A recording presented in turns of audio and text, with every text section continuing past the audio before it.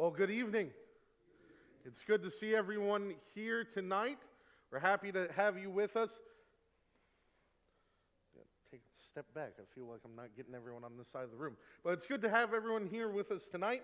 We will be continuing on and possibly finishing the book of Philemon this evening. We finished around verses 13 and 14. But last week, not only did we go through those verses, but we also set up a lot of the historical context for this letter or this epistle, which obviously is really paramount to understanding the situation here that is going on. As a little bit of review from last week, who is Philemon? Who is this letter written to? Why is he significant?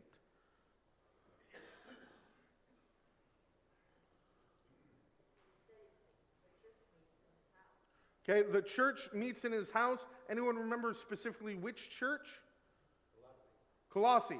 So this is written around the time, actually many speculate, including myself, that Philemon and Colossians are written or at least delivered at the same time because they're both to the church at Colossae, though the letter to Philemon obviously has a very different content to it than the book or the epistle of Colossians.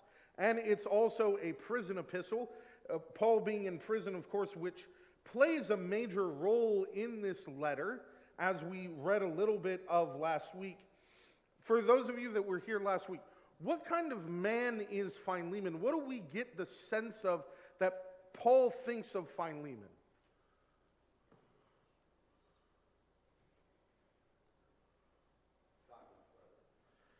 Say that again, Justin.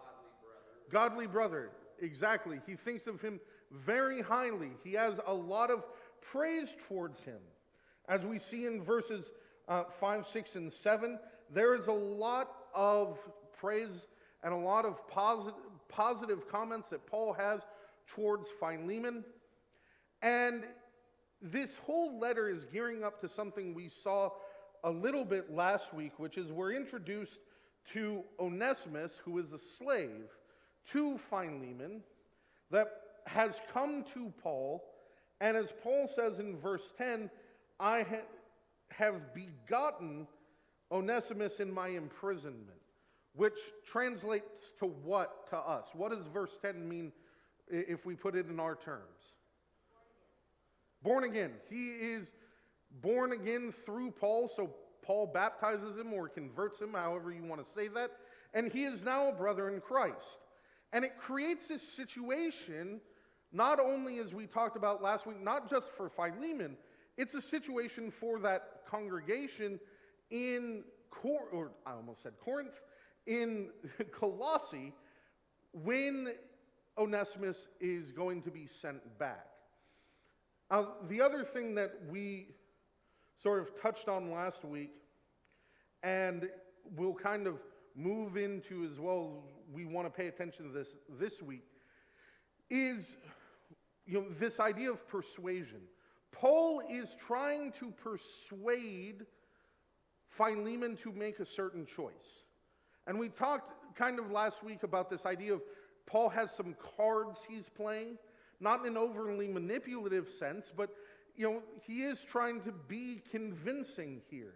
And two of those cards we saw played, which is one that Paul appeals to Philemon first in a positive sense. He doesn't just go right out and say, hey, Philemon, this is what I want you to do. No, he reminds Philemon of his stance within the church, standing rather within the church, his bearing as a Christian, how much Paul has affection to him.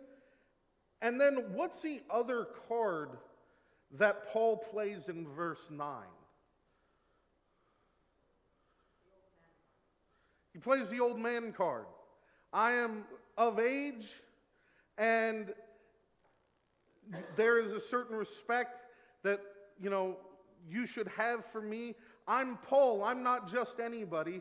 I'm a respected, wizened person.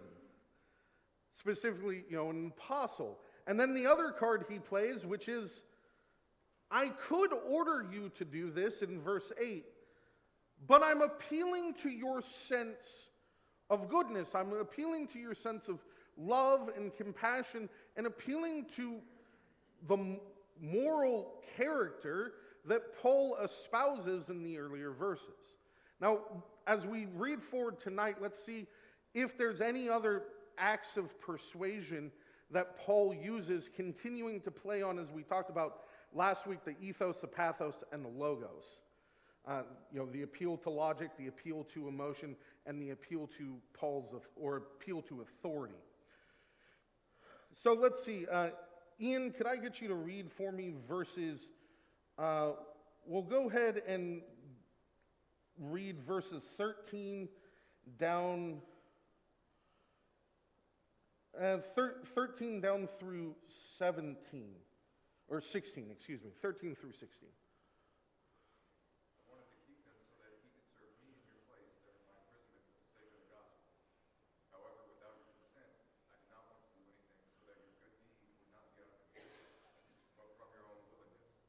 Or perhaps it was for this reason that he was separated from you for a little while, so that you would have him back eternally, no longer as a slave, but more than a slave, as a dear brother. He is especially so to me, and even more so to you now, both humanly speaking and in the Lord. Thank you. So, verses 13 and 14, we didn't get much time to really dive into last week, but we see that in this narrative, Onesimus, whom is converted, is being sent back to Colossae, and he's being sent back to Philemon. And now we get into the ask. Because Paul says, I wanted to keep him with me. Onesimus was a boon to Paul. But why does Paul send him back?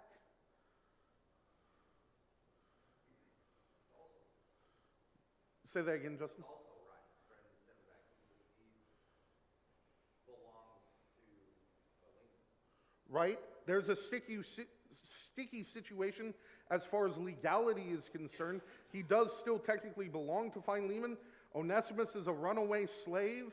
And so you have this sort of sticky moral quandary for Paul where, well, this is a brother in Christ that is a boon to me, but he's also a runaway slave, and not just a runaway slave to anyone, someone who is a foundational core member of another church. And so you're right, it's the right thing to do in a certain sense in how Paul handles this situation. Carrie, you had your hand up. There's also a score that needs to be settled between Philemon and Onesimus. Could you elaborate on that and what you mean by score? Because I think I see where you're going, but elaborate on that for me if you would. Apparently, Paul is, as he said later in the letter, he's willing to make up what debt Onesimus owes Philemon. So there must have been some kind of event between the two as slave and master that now just needs to be settled. The areas needs to be cleared between the two of them. Mm-hmm. This is a matter that Paul is seeing, and I like how you said that there's something that needs to be settled. This has escalated from merely, not only is there legal concern, Paul is primarily looking at this as we have two now brothers in Christ that have a significant conflict on the worldly sense with one another. And to set an example, I think, for many of us, and to see what is more important.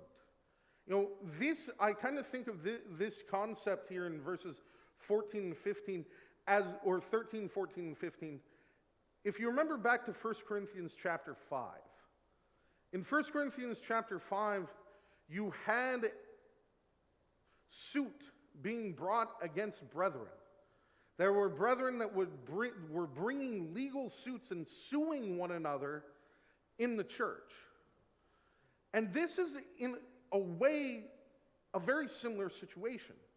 Paul is showing through his actions a very salient and clear point for us today about if there are disagreements with brethren that reach into legitimate legal concerns, we don't bring in earthly law. We first seek to remedy the situation, brother to brother, sister to sister, brother to sister, so on and so forth.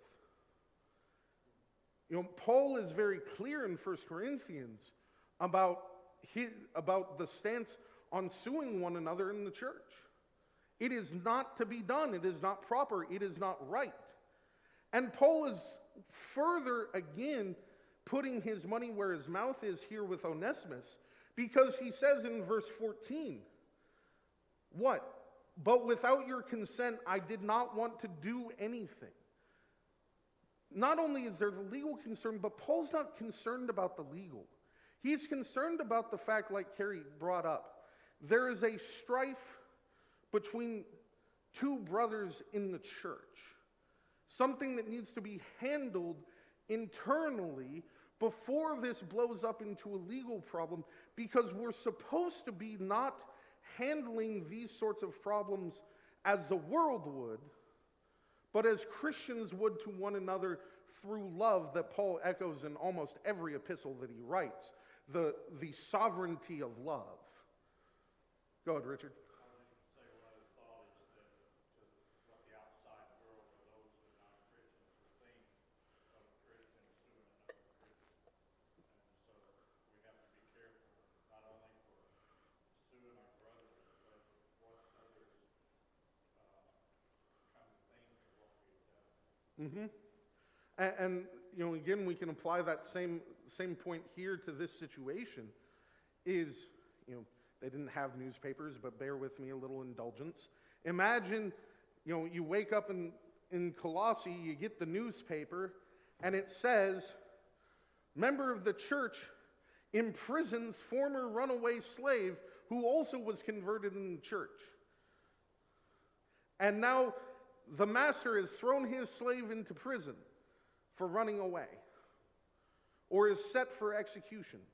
And it gets around that, aren't they supposed to be in this whole church of Jesus that is all about love and fellowship for one another?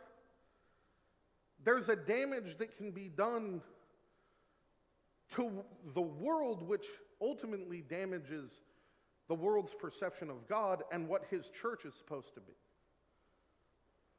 Now that is, to be clear here, that is not to belittle the fact that, yes, laws have been broken, there are legal consequences, but first, there's a situation that needs to be dealt with between brothers before it goes to the world. Are we clear on that? Does that make sense on that point? All right. So the other thing here that we see is, again, Paul just showing his expertise. I don't know why that was hard for me to say. His expertise in verse 14 at persuasion. So that your goodness would not be in effect by compulsion, but of your own free will. Again, we go back to what Paul could have done. Paul could have said, Onesimus, or Philemon, you're going to free Onesimus. Or Paul could have kept Onesimus, and what reaction would Philemon most likely have in that situation?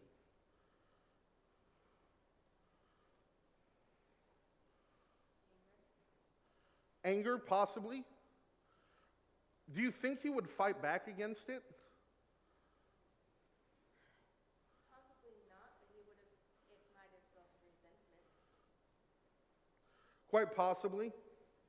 If we look back at verse 8, therefore, though I have enough confidence in Christ to order you to do what is proper, yet for love's sake I rather appeal to you, since I am such a person as Paul, the aged and now also a prisoner of Christ. Paul is confident that if he ordered Philemon to free Onesimus, that he ordered it as an apostle, as Paul the apostle, he's confident that Philemon would do what? He would follow it, because he knows his heart and is thoroughly convinced and convicted that if he said to do something that was of moral imperative, then Philemon would do so, because that's the content of his character. But we go back to verse 14. I don't want this to be an act of compulsion. I want this to be of free will. Clay? He was still bound by secular law. Yes. Onesimus was still Philemon's slave. Yes. 100%. And obviously Paul recognized that, but he also probably knew the heart of Philemon, that he probably would accept Onesimus back as a brother and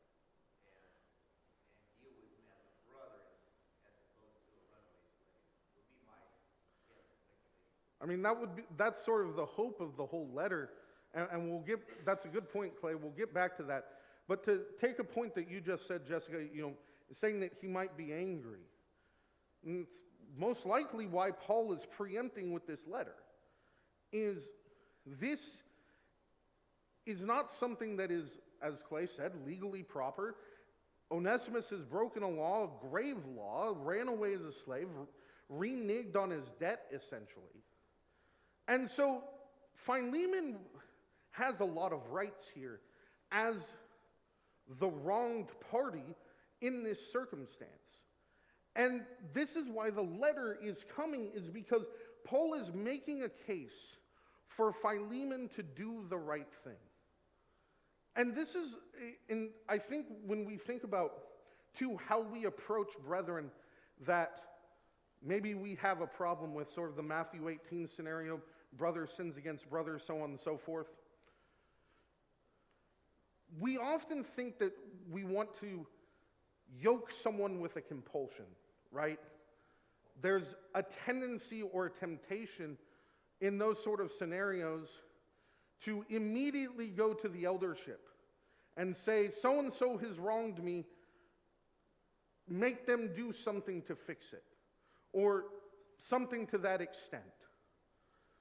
Or we're going to grab a group of people and try and compulsively get someone to change their ways through force of numbers. Now, of course, there's a process to follow in Matthew chapter 18 as far as discipline is concerned, or sins that one might have against brother. But my point in being is, look at how Paul's approaching this problem. I want this to be done of your own free will. I don't want you to compulsorily do this, Philemon.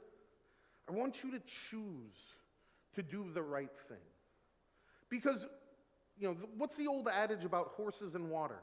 You can take the horse and you can take him to the water trough, and I've done this.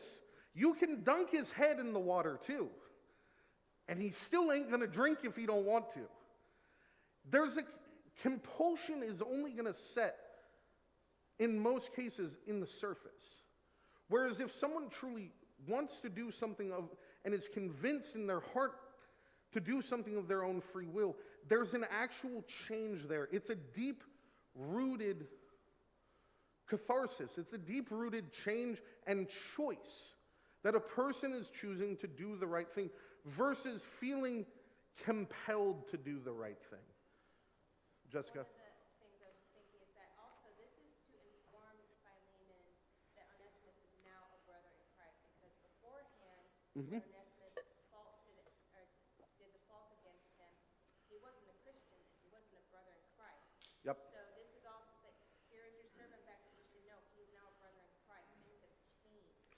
Yeah, that's a good point as well. We brought that up last week, that from the outset, when Onesimus runs away and goes to Paul, he is not a Christian yet.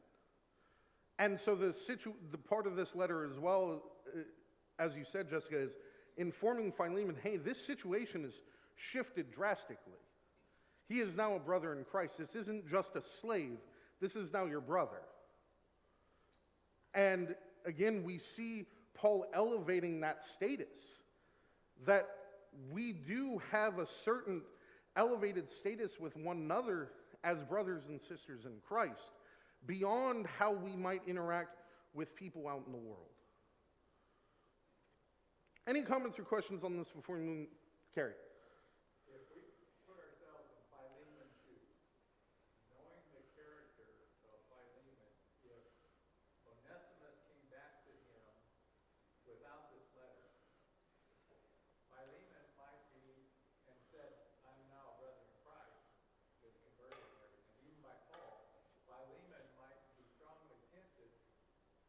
forgive him and free him, but he really doesn't have the substantiation on Onesimus's words Mhm. to truly validate what he's tempted to do anyway.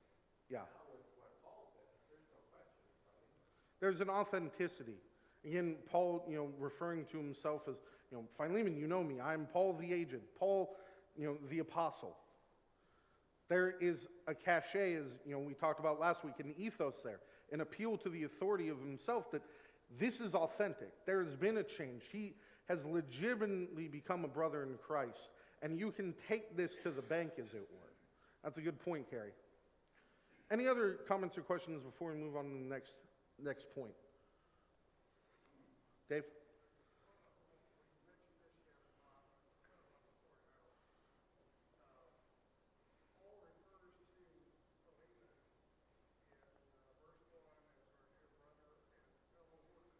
Mm-hmm.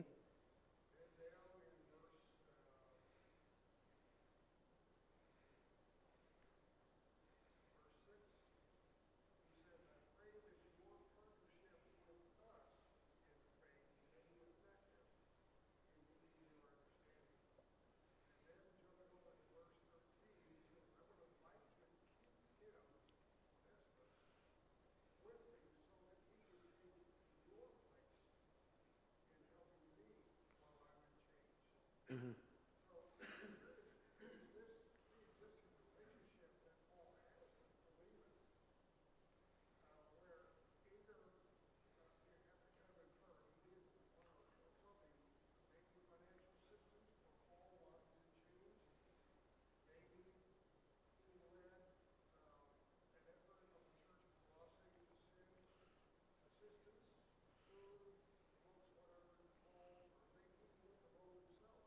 Yeah.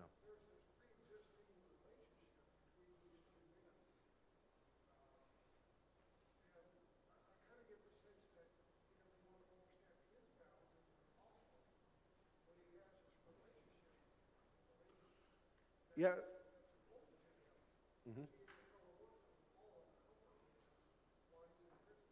Yeah, we did mention some of that last week, but that's a good point in verse 13 about the, you know, Philemon, or Onesimus rather, is there on your behalf. You know, any of the things you said could be true. Another possibility that I thought of as well was that, Philemon was told, no, don't come, because he wanted to go minister with Paul in Rome and be there by his side, like Onesimus ended up being, and was probably told, no, you have a work to do in Colossae. That's another possibility. And that's a great point, Dave, of, this is more than just someone that's a member in the church in Colossae. This is someone Paul has a relationship with, knows deeply, and has intimate ties with as a fellow worker of the gospel. And note, there's clearly a familiarity with them that's more than just sort of a passing acquaintance. That's a good point to bring as a reminder. Any other comments or questions before we move forward? Okay, picking back up in verse 15. For perhaps he was for this reason separated from you for a while, that you would have him back forever, no longer as a slave, but more than a slave, a beloved brother, especially to me, but now much more to you, both in the flesh and in the Lord. These two verses here, I think, two of the most interesting verses to really think about what Paul is saying. Anyone have a sense of what Paul is getting at here in these two verses?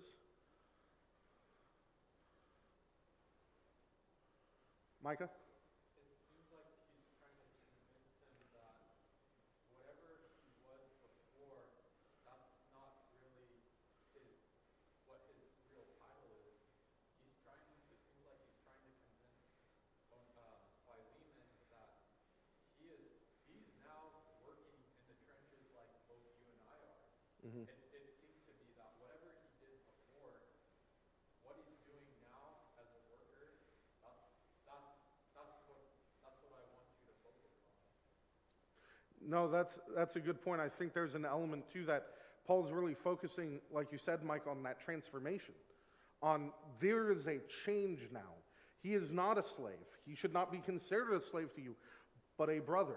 Even though he is your slave, by all legal reason, he is still your property, he is still your slave, there is still a debt. But there has been a substantial change. And that's part of what I'm getting at. Judy?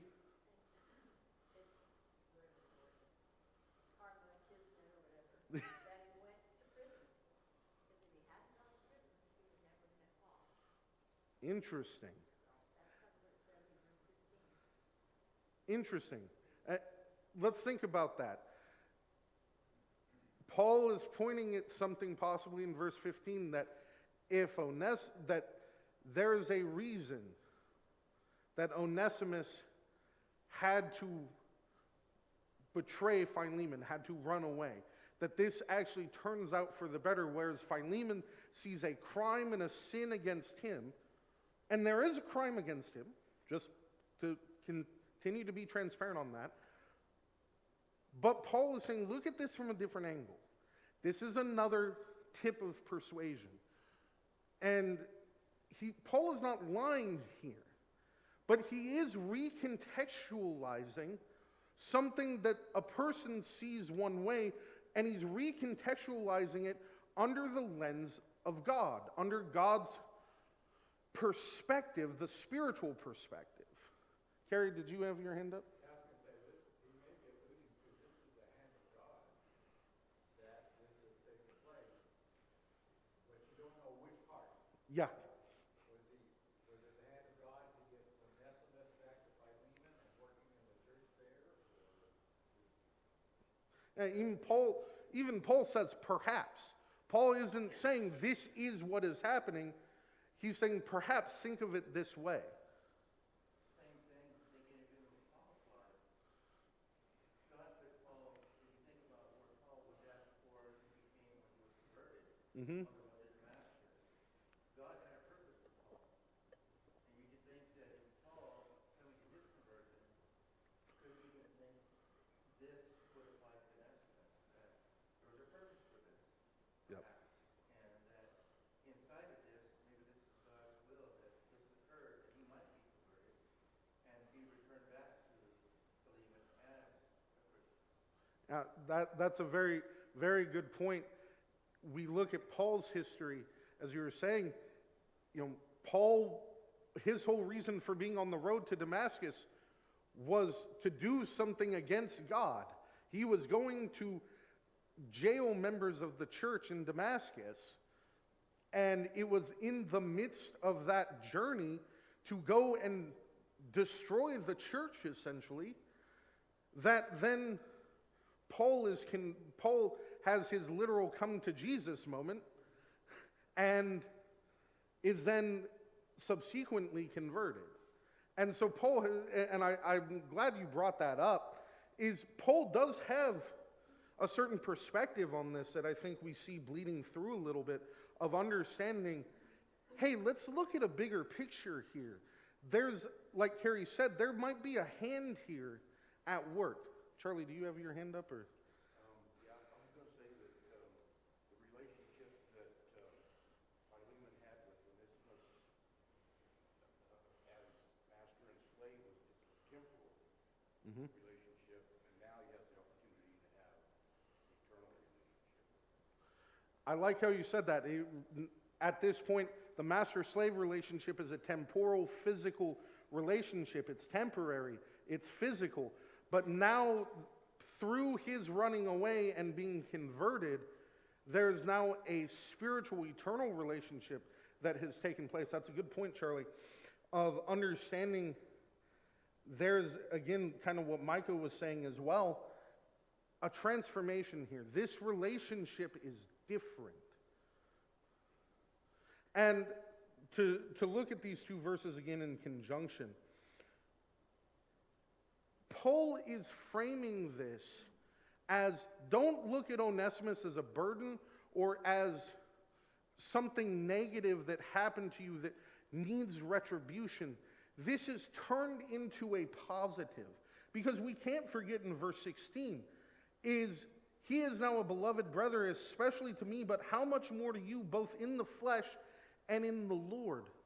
This is the second time Paul has made reference to the fact that Onesimus is now worth more to Philemon as he is now than he ever was as a slave. Why? Why might Onesimus be more valuable to Philemon now as a brother in Christ than he was as a slave?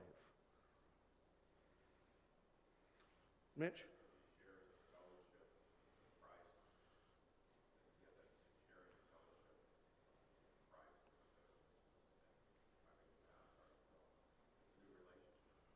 Exactly.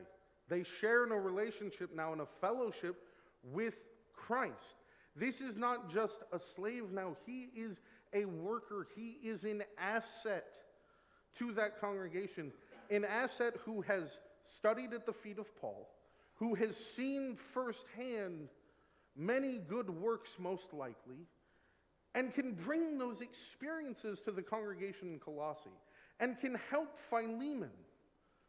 We sort of made allusion to this last week, that most likely, while not it doesn't say that he is an elder, and we don't know how big the church that meets in his house is, but most likely, Philemon is in some sort of leadership role. Not an official leadership role, but he is let's just say probably a frontlining member of that congregation, because he has stepped up and allowed for them to meet in his house, has means and resources he dedicates towards that congregation. Now he has another resource. And I don't mean this in sort of the chess piece way. I mean that this is another brother in Christ that can be used to benefit and grow the church. And not just the universal big C church. The church that Philemon is invested into, the one that meets in his house. Onesimus can help. And I know many of you, I can speak from personal circumstance. If you've ever been in a small church or attended one where you have less than 5 or less men, anytime you get someone that is willing to step up and help and do anything, just on the worship service, it is a massive boon. So if we're to think that, the church at Philemon's house, that's another member who can help the worship service, that can help spread the gospel. There's an innumerable sense of value that Onesimus adds to the congregation than he adds as a slave. Does that make sense? And this is, again, another one of those sorts of tips of persuasion. Paul recontextualizes, as we already said, how to look at Onesimus.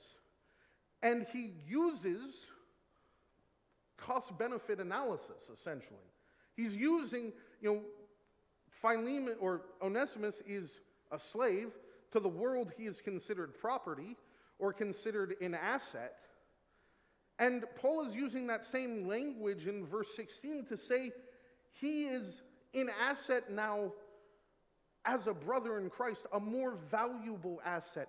He has appreciated in value. He is using cost-benefit analysis to show and recontextualize this is better for you. Not only is it better for you, Philemon, it's certainly better for Onesimus. But this is something that is not a loss to you. Because as we're about to look at, it's easy to think, well, Onesimus, if we're looking at this from the worldly perspective, Onesimus is my slave. That's labor. I'm losing out on labor. I'm losing out on man hours. I have to go buy someone or go hire someone or take on another debt to replace the man hours, the work of Onesimus.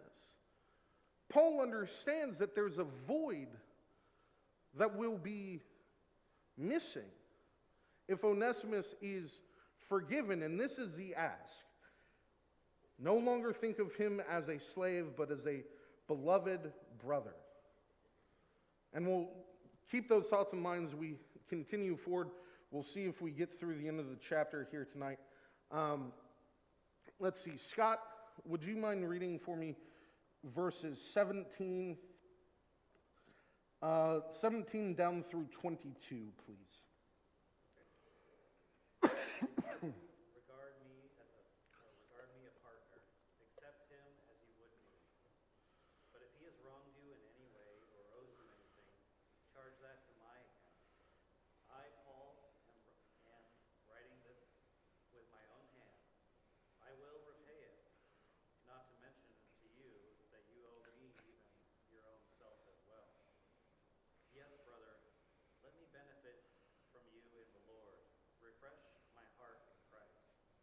Having confidence in your obedience, I write to you, since I know that you will do even more than what I say. At the same time, also prepare me a lodging, for I hope that through your prayers I will be given to you. Thank you.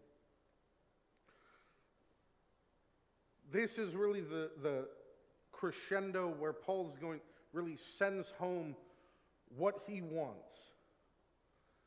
Verse 17, he really just goes right for the jugular emotionally.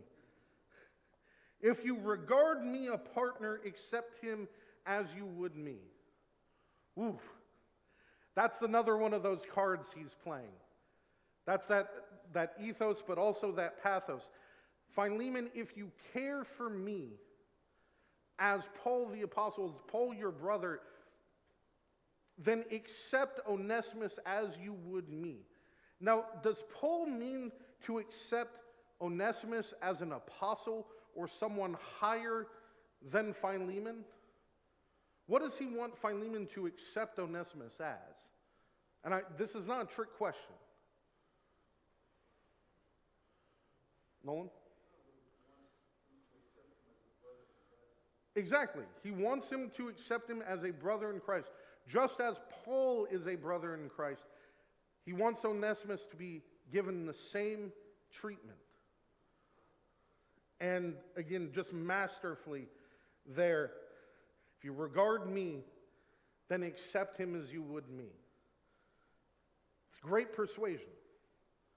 If we have a relationship with someone, we can couch things in these terms.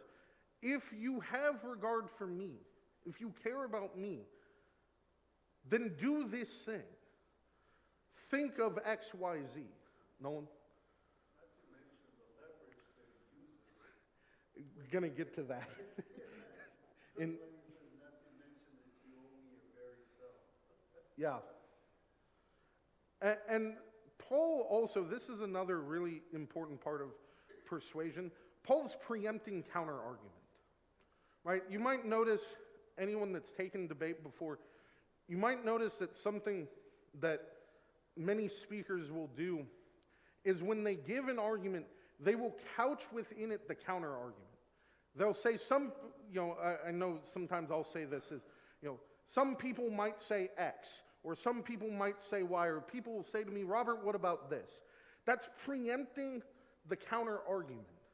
And when we do that, when we're talking to someone, it makes us seem much more persuasive because we're thinking about what a person could say and we're heading the argument off at the pass.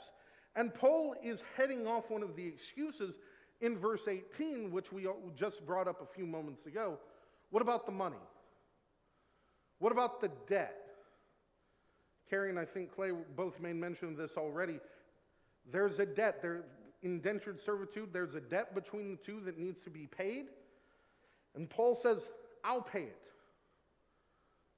Now, how much guarantee if Paul is saying, I will pay the debt, how much of a guarantee is that? I think, what'd you say? That's a pretty good guarantee.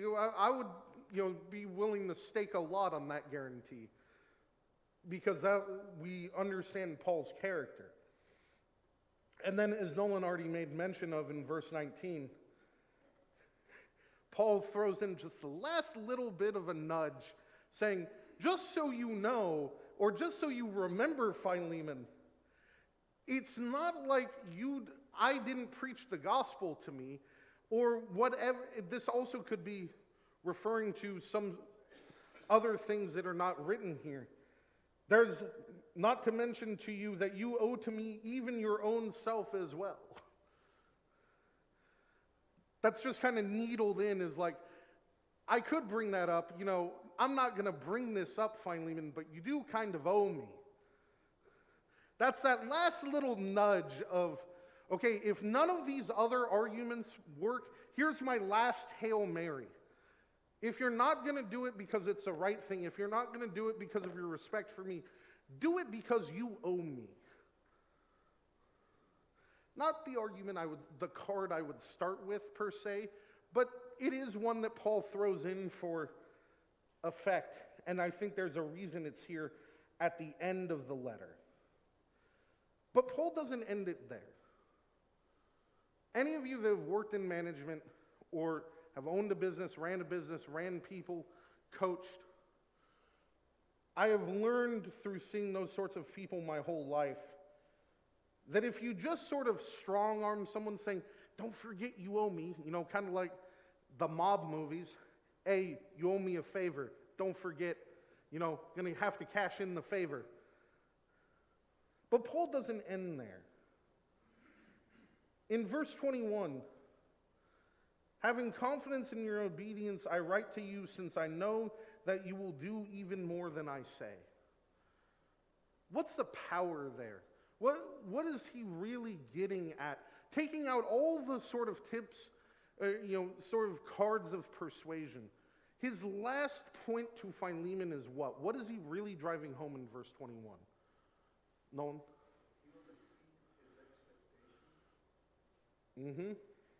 You will exceed my expectations. I have faith and confidence that you're going to do more than this.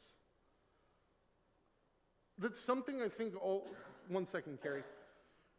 I think that's something all of us can remember when we're talking to our brethren, we're talking to one another, is in any relationship, but especially in our relationships within the church, is we should have confidence. And if we end a conversation by saying, I have confidence in your character, that you will do the right thing, and that you're going to go above and beyond, it's a positive affirmation. Instead of ending on, hey, don't forget you owe me one. He ends on, Philemon, I believe in you so much that I know you're going to do more than I ask, because that's who you are as a person. He's instilling his love and his faith in his brother in Christ, in his moral character. Don't do this, Philemon, because I'm telling you, because you feel compelled. Do it because, or I know you're going to do this because that's the type of person you are. And I think sometimes we lose that when we talk to people, of really putting it and reminding themselves of their own character and saying, I believe in you. I believe you will do what I ask. And not only will you do what I ask, you'll do more than that. And I found my own relationships that if we talk like that, if we really end and we emphasize, I have faith in you, I believe that you can do this, and instill that confidence in someone else that they might be lacking in themselves, there's very little that is more persuasive. Carrie? I remember as a teenager when I'd take the family car out, the words of my father, I know you and I know you'll do the right thing. And in my mind, rats, and I Yeah, let me just throw that little bit of a mantle on top of you. I know you're going to do the right thing, son. Then it echoes in your head all night. I swore I saw another hand. Ian?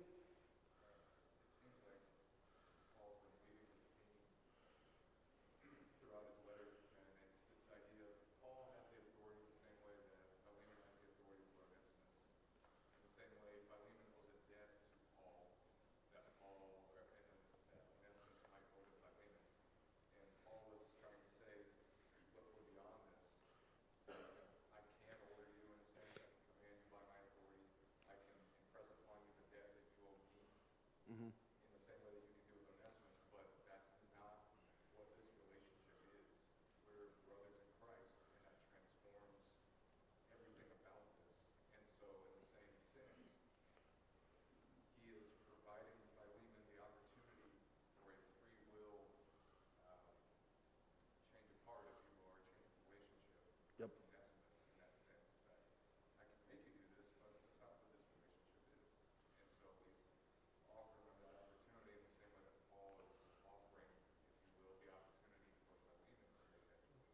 Yeah, and that's excellent, Ian. That was really what I wanted to end on, actually, is exactly what you said. Is Paul could have used, if this was a worldly relationship, imagine this as a business transaction. Paul would use all of those other tactics. If this was sort of a worldly situation, you would go to, you owe me favors. I'm in a higher place of authority. I'm going to order you to do this. I'm going to compel you to do this. I have all of these cards, all of these tools to back up my end, and you're going to do what I say. All of the leverage, someone brought that word up earlier, using the leverage that Paul has. That's how the world would fix this problem. Paul would leverage his position within the church to get Philemon to do what he wanted. But as you said very perfectly there, Ian, the whole theme of this letter is, in Paul's relationship to Philemon, there's a difference of a transformation, that we're brothers in Christ, and this is how we're going to deal with one another. So in how I deal with you, you should deal with Philemon in the same way. And that is, I think, a perfect encapsulation of, beyond the persuasion points of this letter, is for us to take away the really deep theme of this book, is the transformation of relationship we should have with one another. And not just saying, hey, love your brother as yourself. And that's what we should do. That's a command. But this is an actual situation that's pretty sticky and complicated. And yet the same principle tangibly and practically is applied through Paul and Philemon and Onesimus in this situation to show, here's how we should act towards one another as brothers and sisters in Christ. It shouldn't be in a leverage system like we see in the world. This is how we solve conflicts. This is how we interact and show love to our brothers and sisters in Christ. And it's starkly different than the way it's done in the world.